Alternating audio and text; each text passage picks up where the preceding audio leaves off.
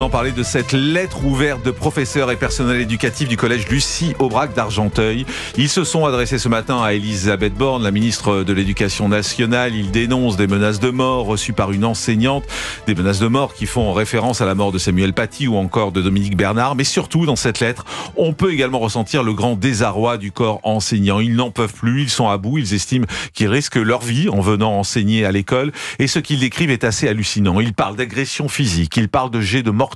Il parle de harcèlement grave entre élèves, d'intrusion, de dégradation du matériel, de rodéo urbain devant le collège au moment de la sortie des classes, de volonté délibérée d'atteinte physique au personnel, des mises en danger qui n'ont pas été entendues par l'institution ni par les autorités. Ils se sentent seuls, ces professeurs. Didier Lemaire, bonjour. Bonjour. Merci d'être avec nous. Vous êtes ancien professeur à Trappes, on vous connaît, vous avez été victime de menaces, vous avez eu l'occasion d'en parler à plusieurs reprises, vous avez même été placé sous protection policière. D'abord, quand vous avez lu cette lettre ce matin en tant qu'ancien professeur, comment vous réagissez ? Je suis en colère parce qu'il faut attendre que cette tribune soit publiée finalement pour que les choses soient dites et que l'institution daigne finalement prendre en compte la réalité de ces professeurs. Je trouve ça extrêmement grave, c'est-à-dire que nous attendons, ces faits se sont produits il y a une semaine. Pendant une semaine, il ne s'est rien passé dans ce lycée. Les enseignants ont suspendu leurs cours. On leur a proposé une séance de câlin, si je puis dire, puisqu'on leur a proposé d'avoir moins d'élèves par classe. Mais la question de la sécurité n'a pas été traitée. Ma collègue est sous protection seulement depuis ce matin. Parce qu'il y a eu la lettre. Parce que tout à coup, tout le monde s'émeut.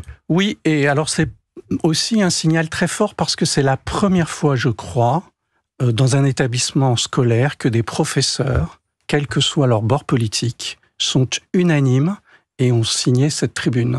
Ça, c'est un fait absolument nouveau. C'est-à-dire que ce n'est pas une ou deux personnes dans un lycée qui contestent les conditions qui leur sont faites, c'est l'ensemble ici des enseignants. C'est un fait tout à fait nouveau.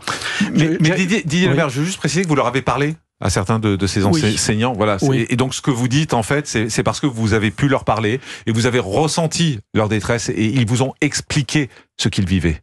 Absolument. D'abord, la moyenne d'âge de ces professeurs est assez faible. C'est-à-dire qu'ils ne sont pas des professeurs chevronnés.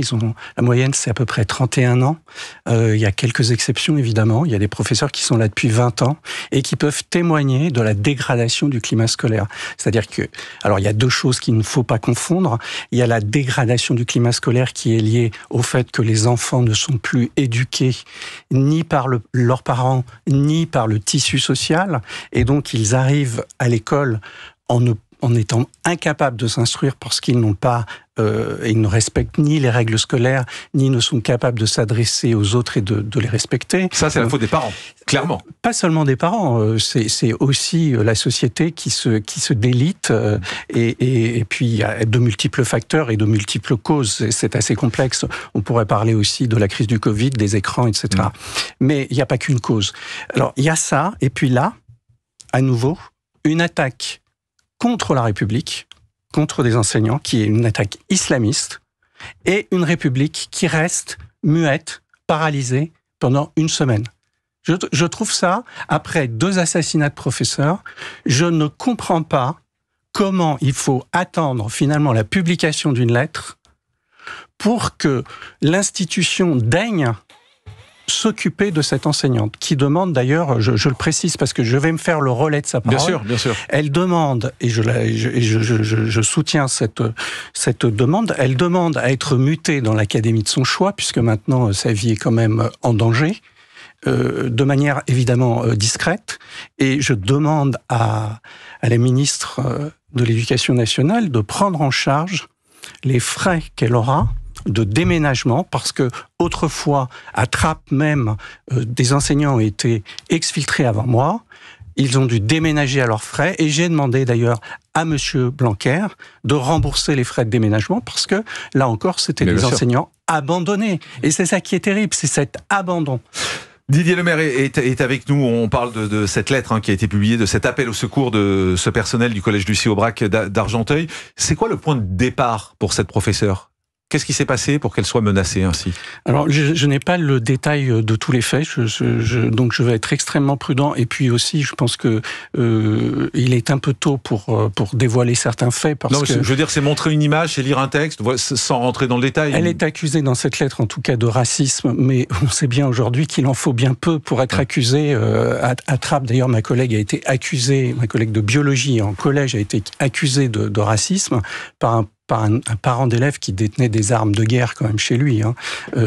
Voilà où on en est aujourd'hui. Je ne peux pas dire plus. Mais Didier Lemaire, comment vous expliquez que ça ne bouge pas? Vous avez tiré le signal d'alarme. On a les drames que l'on connaît, qu'on a vécu en France. Tout le monde a dit plus jamais ça. Plus jamais, ça nous servira de leçon. Désormais, on sera à l'écoute de tous les enseignants. On va réagir à chaque fois. Et plus le temps passe, à chaque fois, on s'aperçoit qu'il n'y a pas de réaction, que ça met du temps, qu'il faut que ce soit la presse qui en parle, qu'il faut que ce soit les médias qui s'en saisissent, qu'il faut que les professeurs montent au créneau. Il n'y a pas de prise en compte presque automatique, parce que ça devrait être quasiment automatique, la prise en compte, quand il se passe des choses comme ça. Oui, alors il y a deux choses, je pense qu'il faut distinguer. Il y a une institution qui est morte, il faut le dire.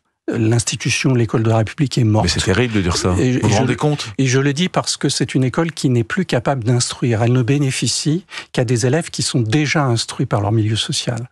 Donc c'est une école qui est l'opposé du concept de l'école, en fait. De l'égalité des chances. Exactement. C'est-à-dire que c'est le contraire. Nous sommes l'école la plus inégalitaire des pays de l'OCDE. Enfin, l'avant-dernière, exactement. Donc déjà, ça dit beaucoup du problème de l'école. Mais c'est une école aussi qui n'a plus, les enseignants n'ont plus réellement de mission. C'est-à-dire qu'ils en ont 1000. En classe, ils doivent faire de l'éducation, ils doivent relayer les campagnes de morale et d'idéologie, ils doivent mettre l'élève au centre de la pédagogie. Donc il y a tout repose sur eux désormais. Mais en fait, le problème, il est assez clair, c'est que comme on est dans une société qui est totalement en train de se déliter, en fait, on se repose sur les enseignants. On dit, puisqu'autour tout s'effondre, alors donnons toutes ces responsabilités aux enseignants. Or, ils ne sont pas là pour ça. C'est ça, ils ne sont pas là pour ça. Maintenant, il y a un deuxième problème. Il y a la prise en compte de nos ennemis. C'est-à-dire qu'en France, il y a des ennemis de la République qui sont organisés, qui ont des relais politiques maintenant, aujourd'hui, qui font alliance ouvertement avec certains partis politiques.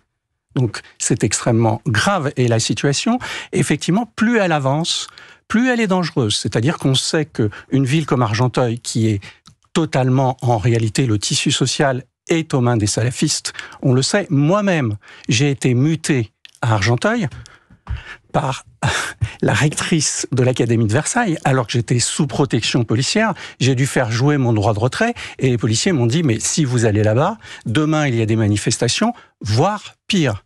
Donc nous savons quel est l'état de cette ville. C'est une des villes les plus islamisées de la région parisienne. Ça veut dire qu'il y a des villes perdues? Oui, je l'ai déjà dit au sujet de Trappes, je l'ai dit. D'ailleurs, mais perdu. Absolument. C'est fini, on peut plus rien faire. Non, on peut faire, mais ça c'est une question de volonté politique. C'est une question de... Rien n'est perdu. Rien n'est perdu. Mais c'est une question de volonté politique. En revanche, ce que je peux vous dire, c'est que plus on attend, plus ce sera difficile et long.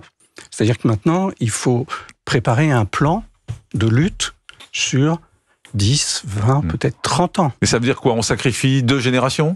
Je ne dirais pas sacrifier, mais... oui, vous savez, si le plan il est efficace dans 10 ans, ça veut dire qu'on sacrifie des générations. Déjà, il faut refonder l'école. Ça, je pense que c'est la priorité, c'est la refondation de l'école. Il faut reprendre les fondamentaux depuis quelle est la mission du professeur, quel est le cadre de l'école, et créer peut-être une institution d'éducation. Moi, je prépare un plan de refondation. Il me semble qu'il faudra... Il y a aujourd'hui 200 000 enfants qui bénéficient de l'aide sociale à l'enfance. Mais l'aide sociale à l'enfance, c'est un pis-aller, il n'y a pas réellement de travail éducatif pensé, organisé. Donc il faudra des instituts d'éducation et il faudra faire de l'école un véritable sanctuaire et un lieu d'instruction pour que chacun y ait sa chance. Didier Lemaire est avec nous sur Europe 1, ancien professeur à Trappes, victime de menaces, on le sait, et il nous fait part de son expérience. Gauthier Lebret, ça vous a inspiré une question? Même une réflexion, parce qu'il y a une information qui vient de tomber.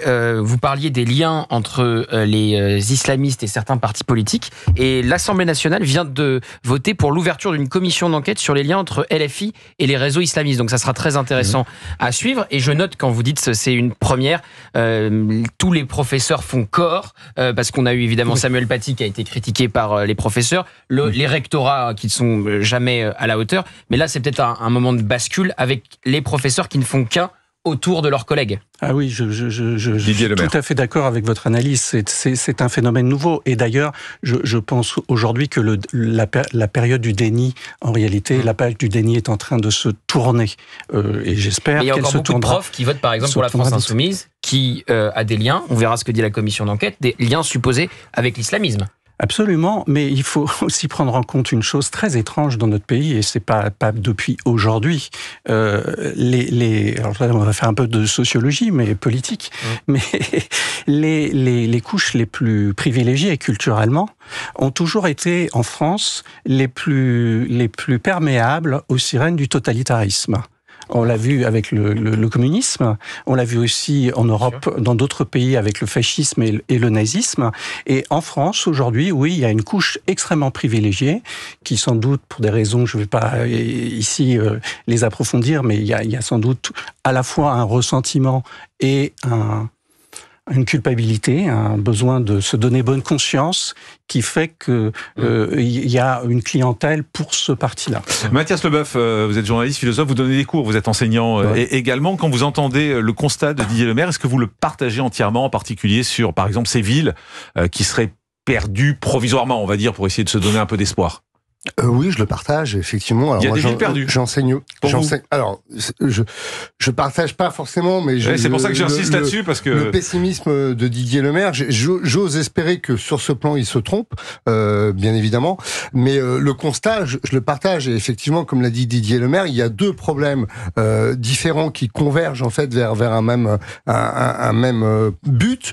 C'est que à minima, quand on est prof aujourd'hui, on risque de se faire casser la gueule à n'importe quel moment, parce que de toute façon les élèves ne reconnaissent plus l'autorité du professeur. 1, 2, vous avez un vrai problème d'attention, c'est-à-dire que quand vous faites un cours, vous êtes obligé de séquencer sur des séquences de 10 minutes, un quart d'heure, parce que sinon c'est le bazar immédiat. Mais est-ce que c'est nouveau, ça? Est-ce que ce n'est pas comme ça il y a 10 ans, 20 ans? Ça s'aggrave, pareil, ça s'aggrave. Je ne sais pas si c'est nouveau, mais ça s'aggrave. Et encore une fois, la reconnaissance de l'autorité du professeur ne veut plus rien dire. Donc, dès qu'un élève est contrarié parce que vous lui avez demandé de bien se tenir, de pas utiliser son téléphone, moi, je donne des cours, et je donne des cours en supérieur dans un milieu privé. Le nombre de fois où j'essaye de dire à mes étudiants « Tiens, c'est marrant, vous êtes en train de vérifier sur votre téléphone si ce que je dis est vrai », parce que ils passent leur temps sur leur téléphone et en fait, on prêche dans le vide. Bon, et donc, en primaire ou en scolaire élémentaire, c'est encore plus difficile. C'est la faute aux parents aussi, vous êtes d'accord? C'est la faute aux parents, c'est la faute aux écrans, et puis c'est aussi la faute... Mais si les jeunes sont sur les écrans, c'est la faute aux parents. Non, mais surtout, c'est que... Quand on est très jeune, si on a droit à des écrans quand on a 3 ans, 4 ans, excusez-moi, c'est la faute aux parents. Donc on en revient beaucoup à l'éducation quand même. Si on recentre sur l'école, c'est la faute aussi de l'État qui s'est défaussé sur les enseignants, et les enseignants ne sont pas là pour faire la police. Et donc, les profs n'ont aucune responsabilité dans tout ça? Excusez-moi de mettre les pieds dans le plat, mais voilà, si on fait l'état des responsabilités, regardons partout. La première des responsabilités d'un enseignant, c'est de transmettre le savoir. C'est encore une fois. Alors, vous avez des enseignants. Est-ce qu'il n'y a pas eu trop de profs politisés? Est-ce qu'il n'y a pas eu trop de profs qui se sont servis également de l'école pour en faire des terreaux, pour former des militants de gauche de demain? Possiblement, mais moi, je crois que c'est... Possiblement ou vraiment?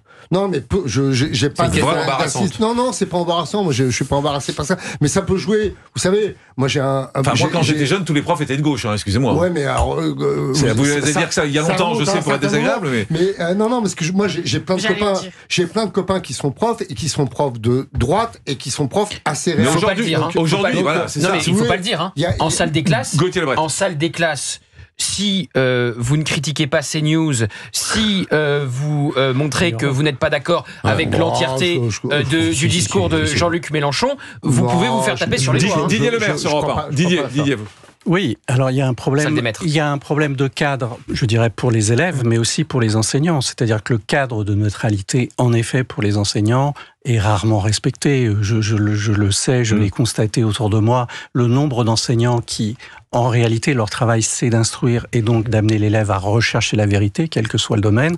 Au contraire, ils substituent à cette recherche-là la recherche du bien. C'est-à-dire qu'ils font des cours de morale, je dirais même pas de politique, parce que c'est pas de la politique en réalité dont il s'agit, c'est de l'idéologie pure et simple en classe. Et ça, c'est un vrai problème.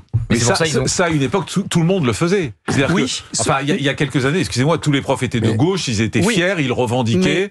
Mais la différence, c'est que aujourd'hui, on a une génération qui n'est plus éduquée, qui est vraiment extrêmement sensible à ce genre de discours. Est-ce que c'est pas à cause aussi du laisser-aller? Bien sûr, les profs ont leur responsabilité, bien sûr. Non, mais alors là, il faut pas la nier. Et d'ailleurs, c'est pas la principale responsabilité, mais je pense qu'ils ont une part de responsabilité. Non, mais c'est quelque chose de général. Encore une fois, on ne peut pas penser l'école indépendamment de la société, et c'est un mouvement aussi social vers une forme d'individualisme exacerbé, et égoïste et égotiste. Mathias, qu'il y ait un prisme parfois idéologique sur certains profs, moi je ne crois pas que l'éducation nationale en général soit gangrénée par la France insoumise. Enfin, mais ça, je ne parle pas de la France insoumise. Moi, ce que je disais, c'est qu'il y a quelques années, tous les profs étaient de gauche. Oui, mais comme il y a quelques années, tous les journalistes étaient de gauche. Aujourd'hui, les journalistes de gauche, il faut les chercher. Quoi? Non, mais c'est un autre débat, mais là, je pense que vous êtes à côté de la plaque. C'est un sketch. Juste une chose, c'est que la responsabilité, c'est la responsabilité de l'État qui ne soutient pas ses enseignants, ses fonctionnaires, et qui ne les défend pas sur ce terrain-là. C'est-à-dire que dans toute école, il devrait y avoir des agents de sécurité, et quand il y a un problème, qui soient prêts à intervenir. Or, les profs sont laissés... Mais beaucoup de profs ne veulent pas de ça, parce qu'ils disent l'école... Je suis pas sûr, Didier Le Maire, par exemple, des agents de sécurité, vous trouvez que c'est une bonne idée dans les écoles? Non, je vais vous expliquer pourquoi. Parce que... s'il y a des agents de sécurité, ça veut dire qu'il y a des élèves qui sont potentiellement dangereux dans l'établissement. Ils n'y ont pas leur place. Ils n'y ont pas leur place. C'est vrai. Donc, c'est ça la question. Sarah Salman. Oui, vous avez raison, je rebondis sur le manque de soutien de la hiérarchie, on l'a vu notamment pour le proviseur Maurice Ravel, et sur la faiblesse des sanctions, que ce soit les sanctions pénales ou que ce soit les sanctions de l'école. Pour le proviseur Maurice Ravel, la sanction, ça avait été 600 € jour amende, ce qui est rien, un stage de citoyenneté. J'ai regardé d'autres faits, et en fait, les sanctions sont très faibles. J'ai regardé, alors c'était en 2019, les faits, un lycéen de 18 ans casse la mâchoire d'un enseignant, donc c'est quand même pas rien. Fracture et ITT de 15 jours, peine, 6 mois de prison avec sursis. Lycée en 2024... C'est à l'Orgue, dans le Var. Un lycéen a giflé son professeur. Conséquence, 4 heures de garde à vue, exclusion et conseil de discipline. La plainte pour violence a été classée sans suite. Donc on voit quand même, là j'ai pris que 2 exemples, je pourrais en prendre d'autres, que souvent il y a une faiblesse, enfin les sanctions sont trop faibles, donc pas dissuasives. C'est comme dans le reste de la société. Oui, sauf que là, comme ce sont des mineurs, enfin peut-être pas le lycéen de 18 ans, mais globalement sur les faits que j'ai, ce sont des mineurs, donc le message envoyé, c'est vous pouvez recommencer, de toute façon il y aura quasiment pas de sanctions. Fabien Lecoeuvre. Moi je voudrais défendre les professeurs, parce que mais on les attaque pas, les professeurs. Non mais justement, attention, parce que j'ai voulu être prudent là-dessus, j'attaque pas les professeurs. Je dis simplement qu'on leur donne, d'une part, on leur donne pas les moyens, et puis il y a eu toute une génération de professeurs. Ils n'ont pas de responsabilité. Qui ne s'est pas rendu compte. La responsabilité, c'est l'État. Et je vais vous dire comment. Trop facile. Non, trop facile. C'est une question. Attendez, laissez-moi finir. C'est trop flou. C'est une question d'appellation. C'est-à-dire quand l'éducation nationale, c'est l'erreur d'avoir utilisé ce nom, l'éducation nationale. L'éducation, c'est les parents qui la donnent. L'instruction, c'est l'école. Quand ça s'appelait le ministère de l'instruction publique, ça définissait bien les choses. Et ça, je peux vous le dire, j'en parle régulièrement avec Hugo Frey, qui a traversé le temps à bientôt 96 ans, et il m'explique, il me dit, c'est une erreur fondamentale, l'appellation. On n'aurait pas dû appeler le ministère de l'Éducation nationale. Didier Le Maire, vous êtes d'accord? Absolument. Victor Hugo, je termine juste une chose, Victor Hugo, en 1868, précisait déjà cette chose. Il disait que l'éducation, c'est les parents qui la donnent, et on va revenir au premier débat, et l'instruction, c'est l'école. Didier Le Maire. Oui, alors il faut remettre les choses en contexte, ce n'est pas une excuse, mais le terme d'éducation nationale nous vient de Jules Ferry, à une époque où il y avait l'éducation nationale signifiait en gros l'éducation républicaine, à un moment où le problème de l'éducation se posait dans la société française, parce que l'éducation se faisait de manière religieuse. Voilà. Aujourd'hui, il n'y a plus d'éducation. Mais c'est la confusion à ne jamais nommer les choses, finalement, il y a cette confusion qui s'entretient. Mathias Leboeuf sur Europe 1. Oui, et là, en l'occurrence, comme l'a dit Didier Lemaire, il y a aussi une attaque contre la République, c'est-à-dire que l'école est vraiment un des piliers de la République, et la lettre de menace de mort fait référence à Samuel Paty et à Dominique Bernard, donc c'est une référence très claire, très ciblée, et on fait comprendre que... Oui, mais il n'y a pas que ça. Quand vous lisez la lettre du Figaro, excusez-moi, tout ce qu'ils décrivent, ils décrivent leur quotidien. Il y a des échauffourées dans l'école. Alors, je relis, parce que c'est important de se le remettre en tête.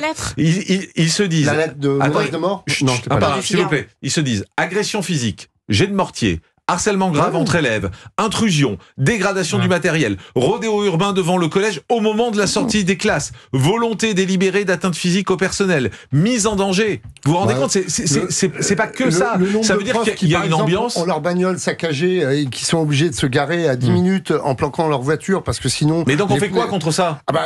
Contre ça, il faut. On fait rien. On fait rien. Didier Lemaire et Gauthier après. Non, alors là, il y a une chose à faire d'urgence qui n'est toujours pas faite. Donc je demande à la ministre de l'Éducation nationale de le faire.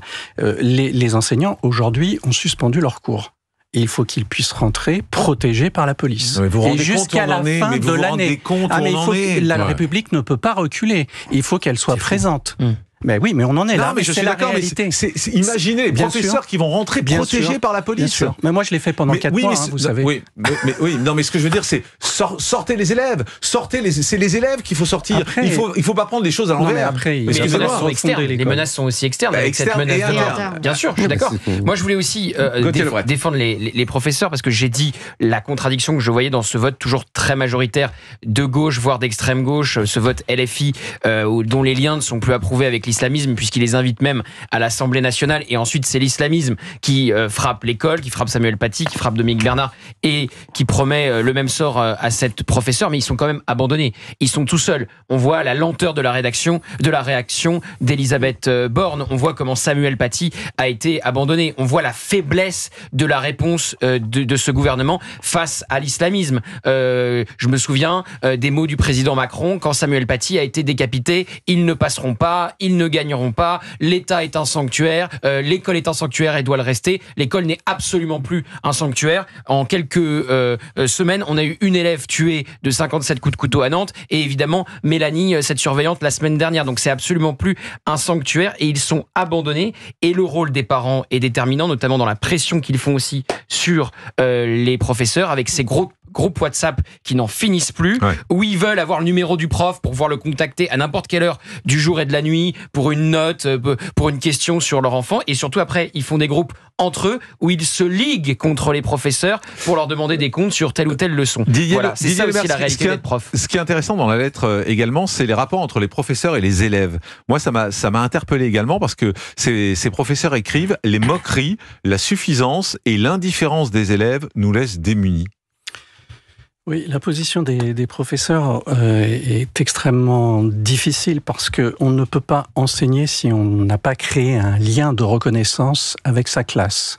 Moi, il m'est arrivé d'avoir des caïds dans ma classe et ça prend du temps de les amener à reconnaître qu'on n'est pas leur ennemi et qu'on est là, au contraire, pour les élever, puisque c'est le mot élève veut dire s'élever. Hein. Mais vous n'êtes pas leur ami non plus. Mais je ne suis pas leur ami, non. Non, c'est important. Il y a un climat d'amitié, il n'y a pas de confiance, exactement. Et ça, c'est quelque chose qu'il faut construire, mais qui ne peut se construire qu'à partir du moment où l'enseignant est investi d'une mission. Or, aujourd'hui, l'enseignant, qu'est-ce qu'il fait ? Il fait ce qu'il peut. Il fait de la garderie sociale. Enfin, excusez-moi, mais en fait... Dans certains quartiers. Dans beaucoup de classes. Et donc, il ne peut pas être reconnu. Il ne peut pas être admiré par son élève. Il ne peut pas devenir un modèle. Il est au contraire vu comme un moins que rien. Il ne jouit de plus aucun prestige social. Mathias Leboeuf, pour terminer. Je vais demander à Didier Lemaire, je voulais lui poser une question. Est-ce que, à votre avis, une partie de la réponse ou de la solution pourrait être sur une formation des enseignants à justement comment arriver à gérer une classe, pas uniquement parce que un enseignant, quelqu'un qui a le CAPES ou qui a l'agrég et qui est formé sur sa matière, finalement, quand il rentre dans une classe, il rentre dans une cage aux fauves, quoi. Et est-ce que il faut une formation pour savoir comment diriger une classe? Il y a un problème de formation et il y a un problème de niveau aussi, parce qu'on sait, moi j'étais correcteur au baccalauréat, je sais que quand je note une copie, je note en grande partie un cours, c'est-à-dire la qualité d'un enseignant, faut le dire.